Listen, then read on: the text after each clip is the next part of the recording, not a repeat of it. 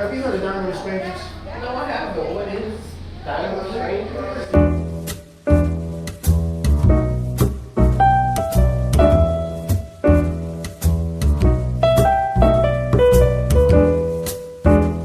And love each other no matter what. Well, I think there's a lot of organized religion that aren't necessarily, like you're saying, at Mount Perrin with the, that you don't necessarily get that whole picture of society, coming together as one. Right. And I don't know.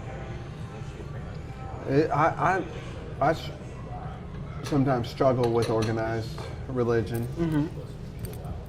My wife is Catholic. I go to Catholic services sometimes.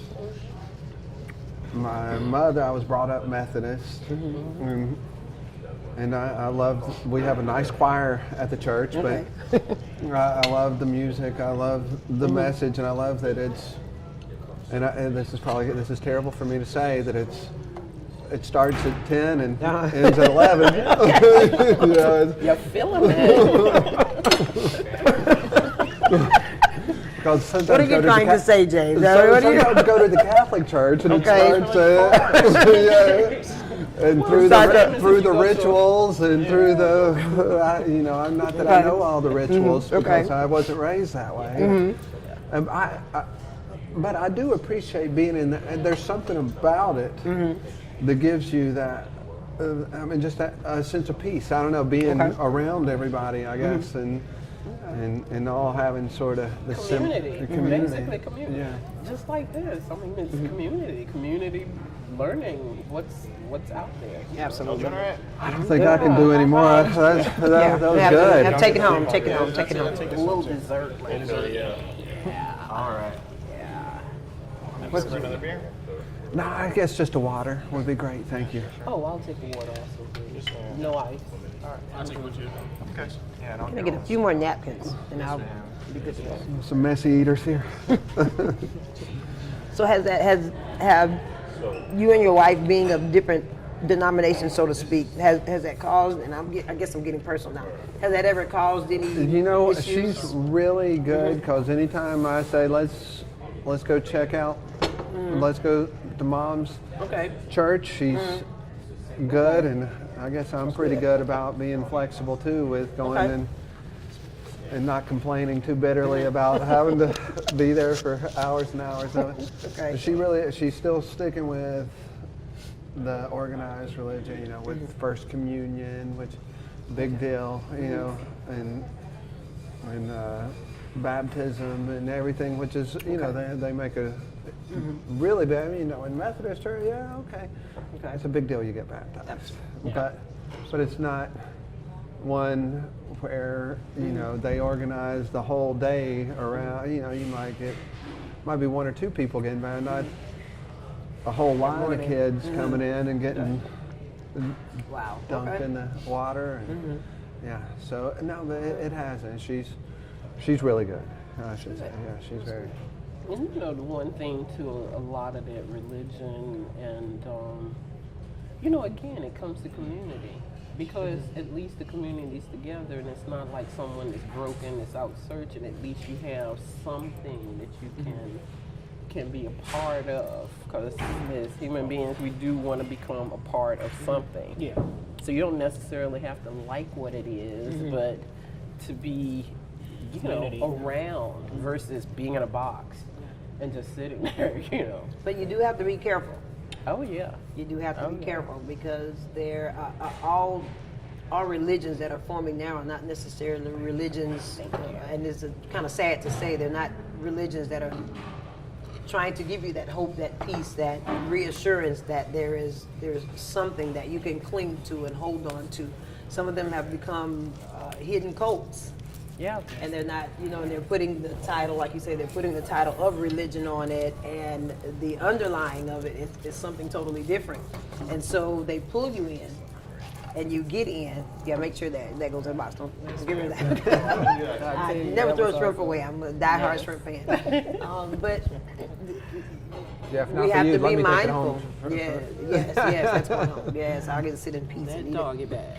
But you do have to be mindful because sometimes you can get drawn into some things, and on the outskirts, on the outside, it looks as if it's some sort of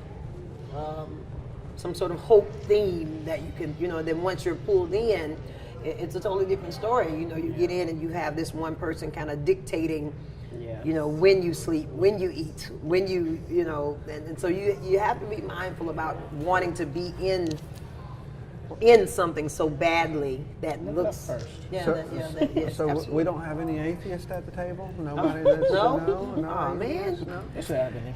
I was just recently. I was thinking about that. I said, Introduced to a book that Napoleon Hill wrote, and it's How to Outwit the Devil. Have you all heard of that? Wow, I haven't.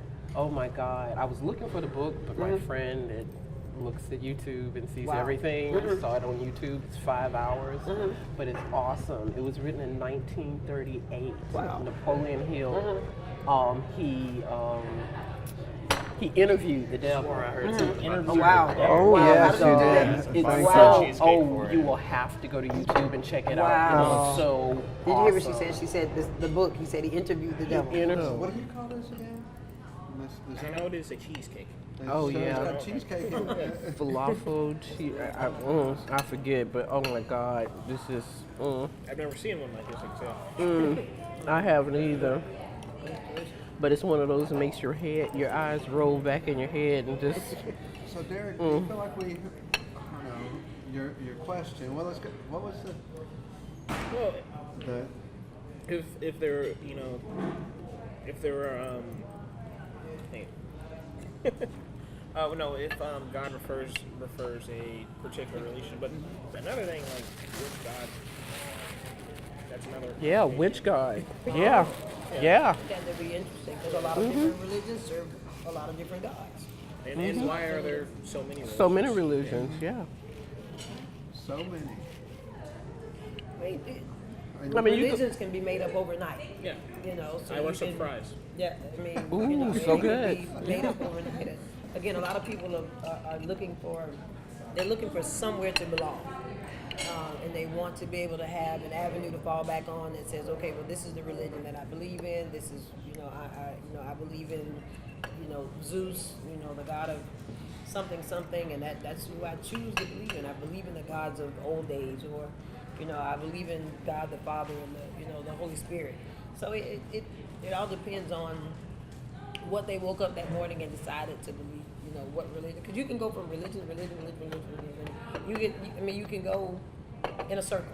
But do you have very many choices as a child what religion you start? Maybe not That's as a kind of child. where it starts off right there. Maybe not as a child, because your parents say, "Let's go." Yeah, we're going here Sunday. And then it does get to the right and wrong of it. Programmed do we become over time? How Because programmed- Exactly. that's why a lot of teenagers fall out of it because they have to start thinking of their own ways to go. And take the religions that you've got many, many wives. And there are several different religions. It's not just one or the other. Absolutely. And what does that mean to them? What?